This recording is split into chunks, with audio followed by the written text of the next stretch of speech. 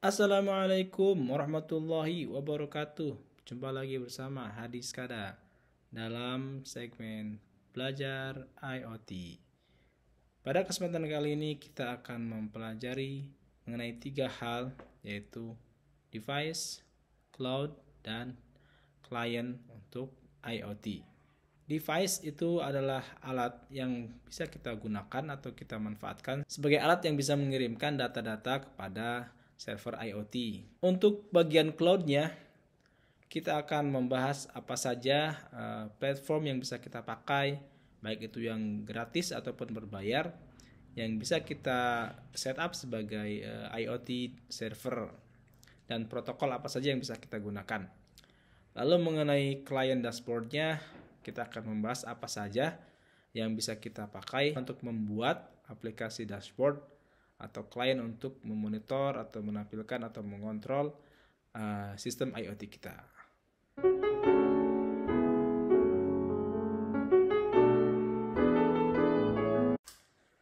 Yang pertama mengenai device IoT, ada 3 jenis yang bisa saya sebutkan di sini.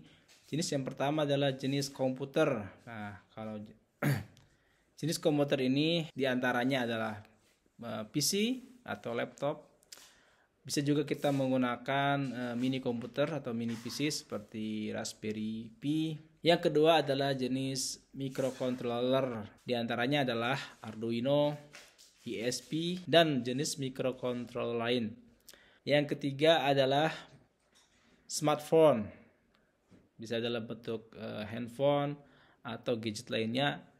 Tentu saja semua device ini harus memiliki koneksi internet dan harus bisa diprogram agar bisa berperan sebagai IoT agen atau agen yang bisa mengumpulkan data dan mengirimkan data ke server IoT.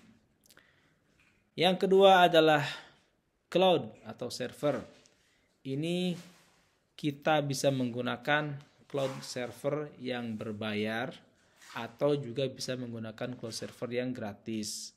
Tentu saja kedua pilihan ini mempunyai kelebihan dan kekurangannya masing-masing.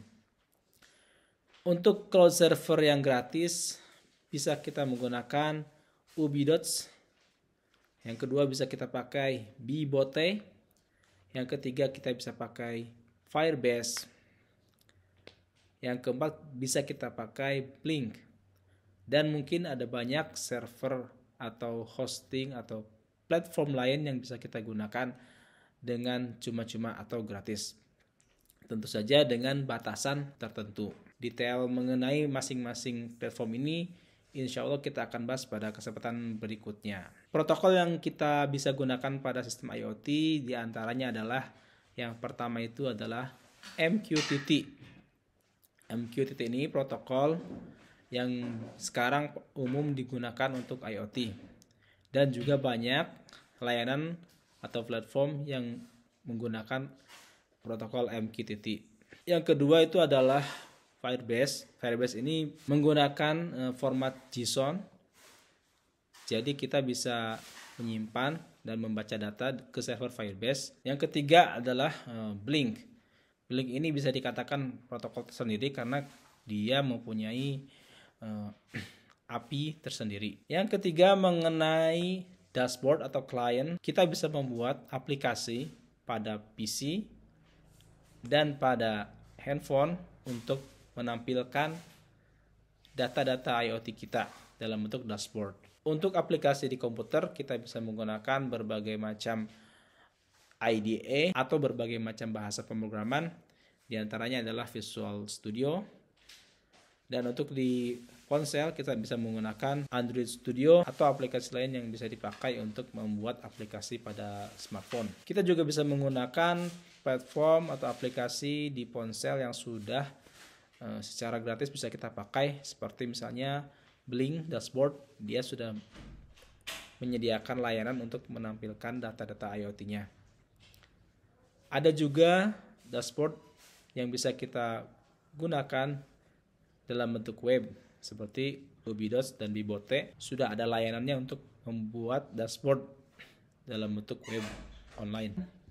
Teman-teman bisa akses ubidots.com. Nah, di sini ditampilkan contoh dashboardnya. Jadi ada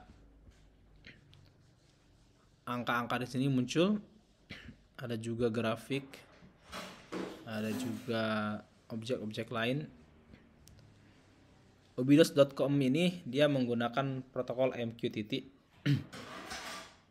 dan kita bisa kirim data dari microcontroller seperti ESP ataupun dari alat lain yang sudah support untuk mengirim data MQTT.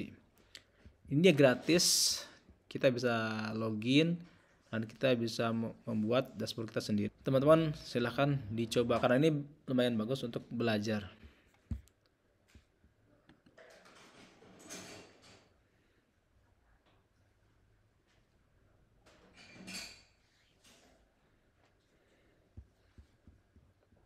Jadi di sini ada bagian device. Di sini tempat kita membuat mengkonfigurasi device. Ini seperti ini. Di sini kita bisa membuat tag-tag atau variable sini. Dan di bagian ini kita bisa membuat dashboardnya di sini.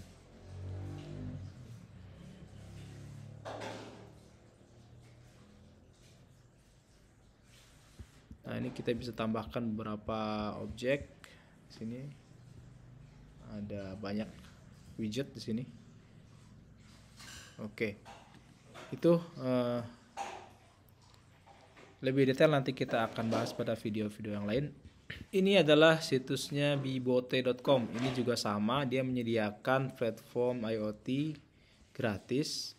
Jadi kita bisa konfigur, kita bisa kirim data ke servernya dia, dan kita bisa bikin web dashboard di sini. Teman-teman bisa login.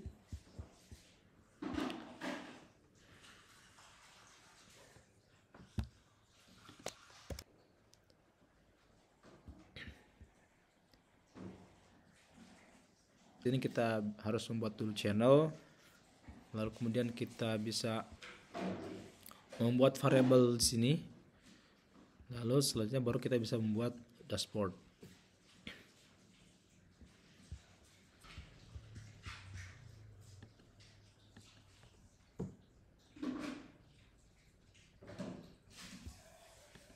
Ini juga widgetnya banyak. Mengenai Firebase, dia agak berbeda dengan Bibote dan Ubidots karena Firebase ini dia tidak menggunakan MQTT. Firebase yang kita bisa gunakan itu, Firebase itu dia mempunyai layanan yang banyak. Nah, untuk IoT kita bisa menggunakan Firebase Real Time Database.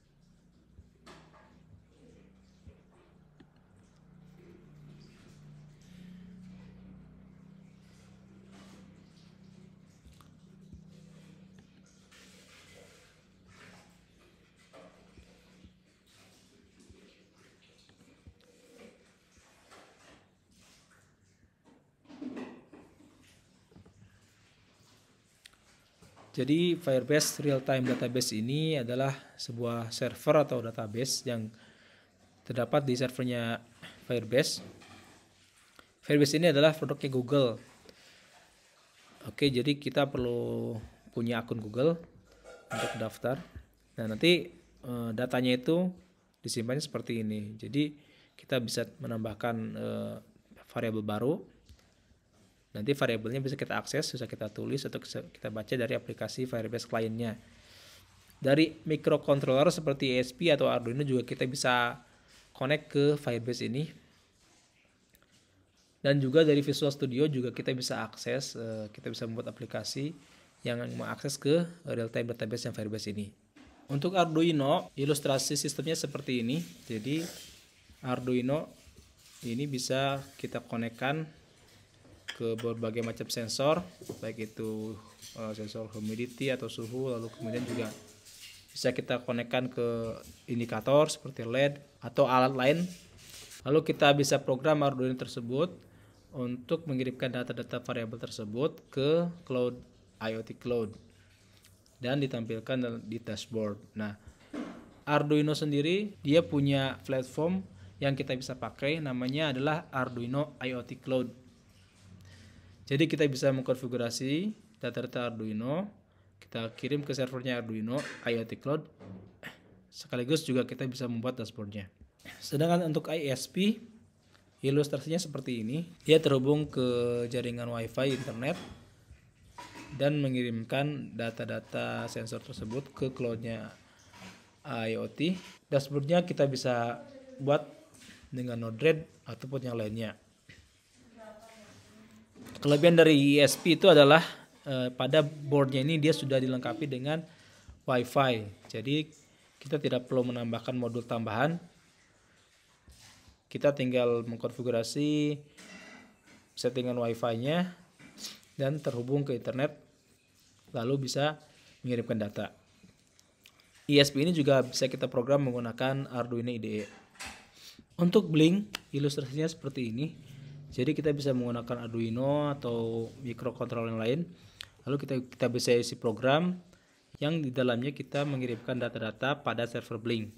Jadi data-data dari microcontroller bisa dikirim ke servernya Blink, dan juga kita bisa akses dari aplikasi di handphone. Blink ini juga dia menyediakan aplikasi untuk smartphone untuk memonitor atau membuat dashboard dari data-data IoT kita yang sudah dikirim dari device. Kita akan sangat leluasa untuk membuat apapun jenis sistem IoT kita, baik itu sebagai pembaca sensor atau pengontrol ruangan, seperti kita bisa mengatur suhu, kita juga bisa mengatur lampu, atau kita juga bisa mengukur kelembaban daripada tanah atau ruangan, atau apapun juga yang teman-teman biasanya bergelut, atau teman-teman yang biasanya membuat sistem untuk membaca dari device lain seperti Modbus atau alat yang lain.